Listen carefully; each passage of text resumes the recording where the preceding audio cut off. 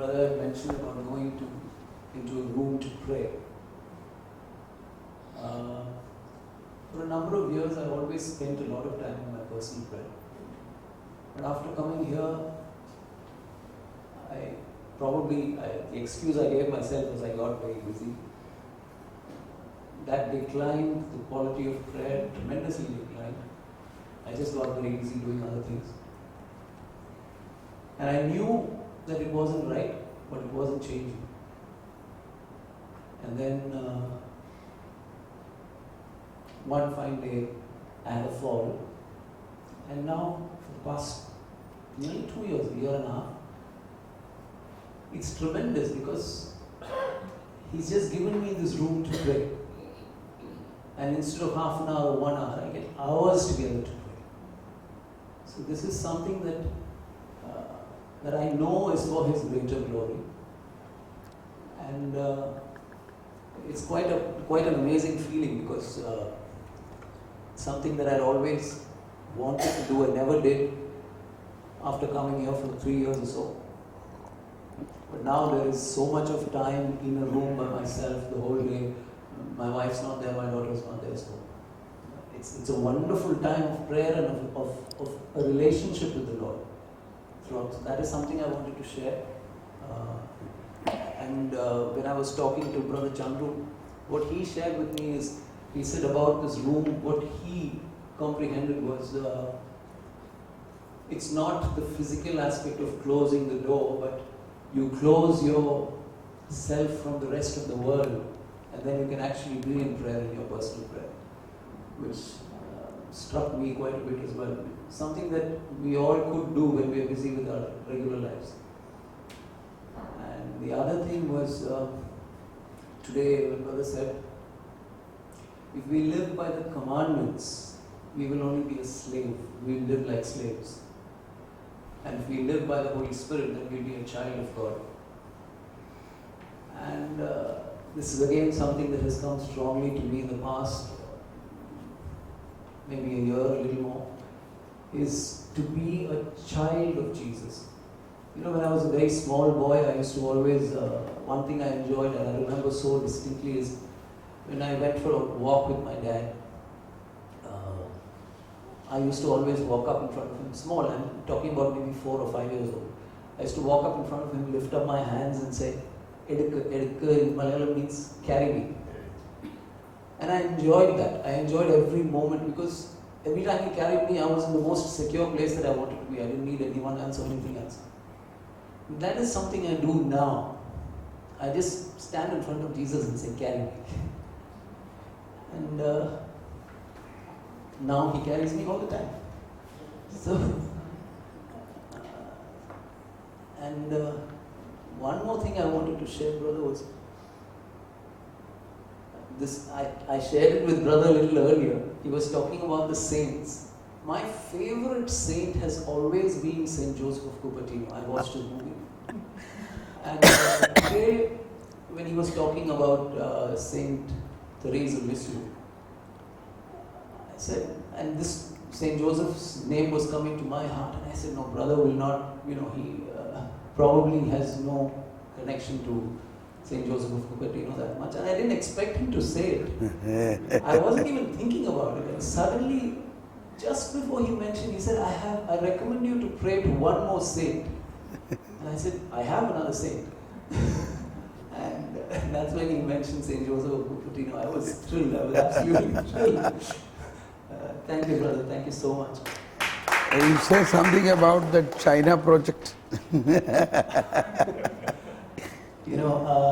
This is something that's been in my heart for a long time.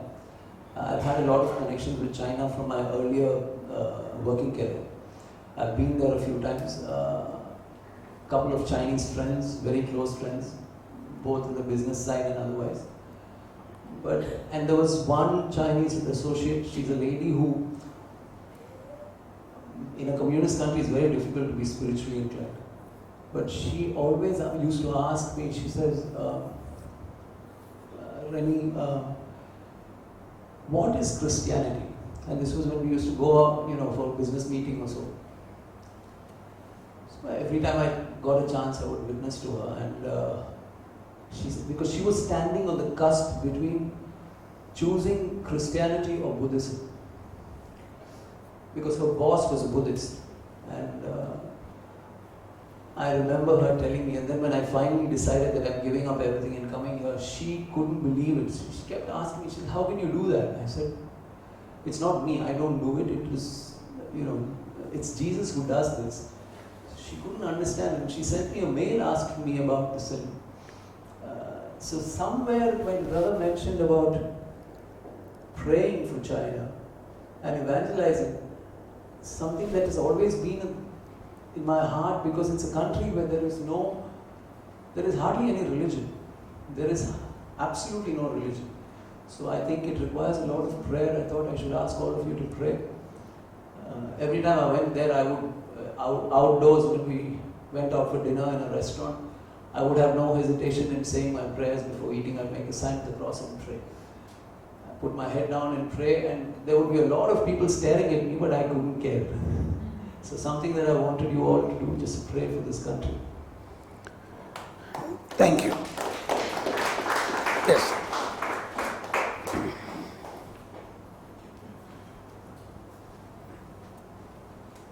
This is more of a witnessing of having attended 2 sessions in 2014.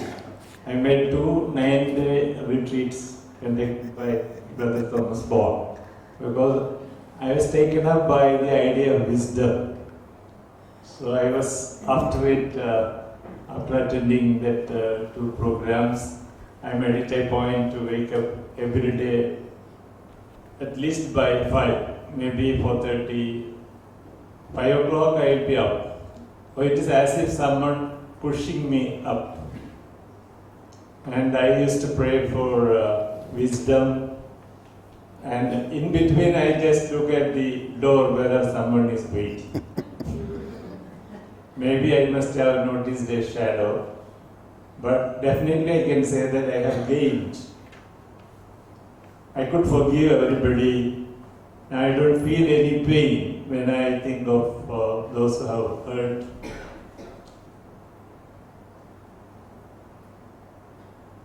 And my relationship with everybody have improved. And I can say I enjoy better peace and joy inside.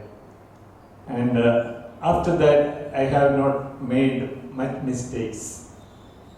Moreover, there is very little conflict now between me and my wife. We are almost always together.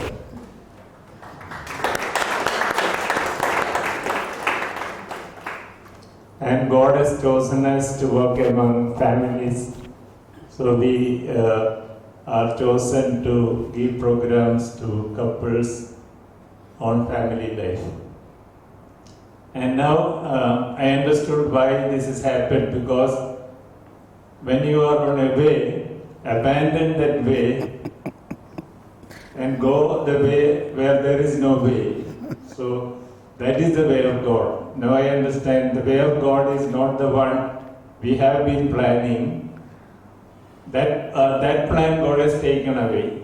We plan something after retirement. Totally that plan God has taken away. But He has opened up a new way for us. Praise the Lord. Now I have some 6 points to share. The idea of contemplation, last time I also got, but this is the time I got a better insight, because that time I had a block that this is an area where priests and nuns must concentrate, not lay people. But now I understand that I can also do that. Then the idea of praying before counseling. I was very reluctant to sit for counseling because I was warned that those devils in them will come over you and they attack. So I was very reluctant. So this idea of praying is makes me more confident, because Holy Spirit can reveal what should I tell them and all. Then the spirituality of Saint Therese, because she was encouraging her mother to die early so that he can reach heaven. So the fear associated with death, and I have made a decision to instruct my children not to write RIP on my top. Then the Gethsemane prayer, you don't have to pray. So that's more comfortable than reading out all our complaints and demands. God knows our heart. Then I understood that I am the earthen vessel into which the divine software is downloaded. So it's, I being a physics professor, I know what it means. Because we have the computers in our departments. Without the software, they are useless. So the software is the one that operates the computer. So, and better explains John 15:5. You can do nothing without me. So, without the software, we are useless. That I understand better now. That's all. Thank you. Thank you very much.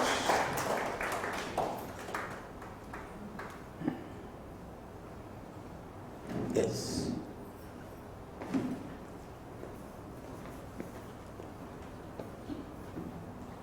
Thank you, brother. Quite a few points there, but in my first retreat, after the retreat, I spoke to the team, and one of them were my cousins. And I said, what's all this all about? And I had a very good experience, very good feeling.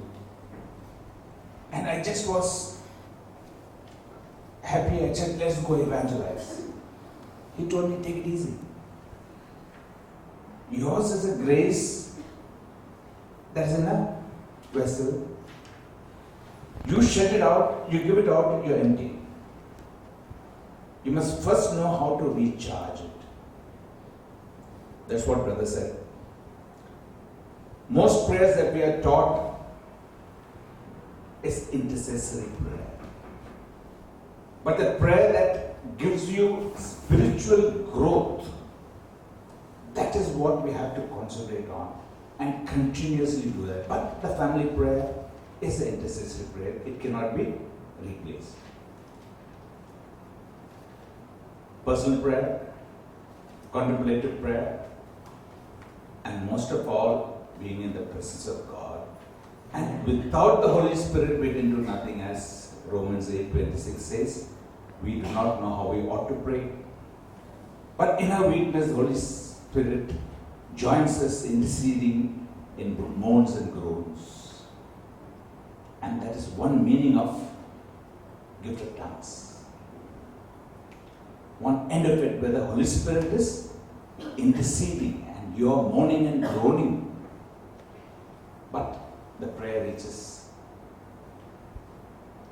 Other prayers we don't know that it will reach. Point number 2, other brother was saying, and brother Paul was saying about evangelization. Being a sailor, I've been, not all countries, but most countries. Whenever possible, I used to go for a service. I had Christmas service in Shanghai during the communist period. I had masses at Karachi. South America is a Catholic country. And the most impressive place was Ireland, where 5 minutes before the service, the door is closed and nobody comes late. No one.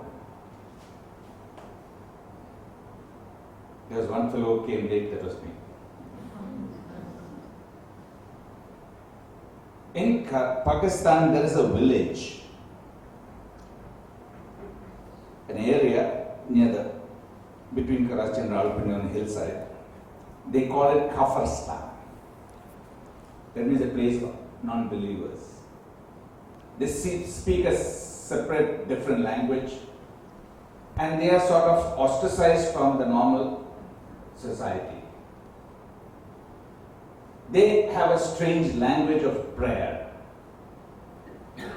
and certain practices where another of my friends said when he was there just after the Second World War, this place of it could have been where Thomas and Bartholomew came, because there are certain names similar to Bartholomew and other things, and they had some practice of coming down to the plains around Christmas time, and they did a strange thing which intrigued me, but I am not able to go there. But since Brother Paul has encouraged for evangelization, I am praying that I could go to Karachi, Pakistan, preach the word, because there is a place where the Christians are persecuted maximum. Maximum, I mean maximum. I say with a few of them, some Hindus from Pakistan and a few Christians from Pakistan. I stayed with them and they have told me their problems. That's all. Thank you. Thank you very much.